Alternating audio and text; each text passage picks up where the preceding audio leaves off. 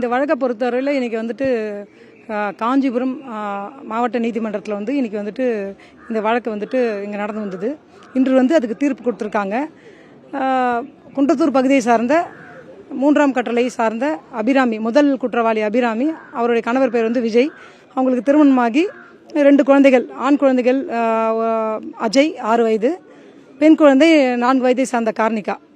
அவங்களுடைய வாழ்க்கையில் வந்துட்டு அந்த அம்மா என்ன பண்ணுறாங்கன்னா, சமூக வலைதளங்கள் மூலிமா அந்த அதே பகுதியை சார்ந்த பிரியாணி மாஸ்டர் 2ஆம் குற்றவாளி மீனாட்சி சுந்தரம், இவங்க 2 பேருக்கும் பழக்கம் ஏற்பட்டு அதுவே நாளடைவில் வந்துட்டு கள்ள தொடர்பாக மாறி, திருமணத்துக்கு மீறி ஒரு உருவாக மாறி, அதற்கு இடையூறாக இருந்த தாம் பெற்ற குழந்தைகளையே அபிராமியே பாலிலே நஞ்சு கலந்த மாத்திரைகளை கலந்து கொடுத்து கொலை பண்ணிடுறாங்க.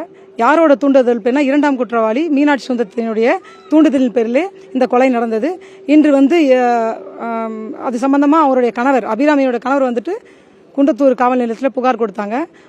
கொடுத்ததுனால குன்றத்தூர் போலீசார் வழக்கு பதிவு செய்து அரசு தரப்பு சாட்சிகள் 25 பேர்களை விசாரணை செய்து, அந்த விசாரணை செய்ததில் அனைத்து சாட்சிகளுமே குற்றவாளி, இவர்கள் குற்றவாளி, மீனாட்சி சுந்தரமும் அபிராமியும் குற்றவாளி என நிரூபிக்கப்பட்டதனால் இன்று மிக சிறப்பான தீர்ப்பை ஐயா மாவட்ட நீதிபதி ஐயா பாவு செம்மல் ஐயா அவர்கள் வழங்கியுள்ளார்கள்.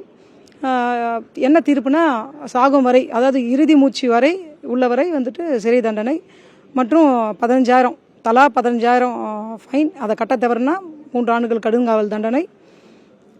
இந்த சிறப்பான தீர்ப்பு வந்து இனிமே இருக்கின்றவர்கள் வந்துட்டு என்னென்னா, இந்த மாதிரி ஒரு தவறை செய்யக்கூடாது, இந்த மாதிரி தவறு செய்யணும், இந்த மாதிரி தண்டனைகள் வந்து வரும், அதுக்கு பயந்தே ஒரு கடும் எச்சரிக்கையாக இது இருக்கும். இந்த தீர்ப்பு ஆயுள் தண்டனை வந்து 3 ஆயுள் தண்டனை, 302 120 பி கிளாஸ் பி, அப்புறம் 109 302 2 கவுண்ட்ஸ் மீன்ஸ் 2 பேர் இறந்துருக்காங்க.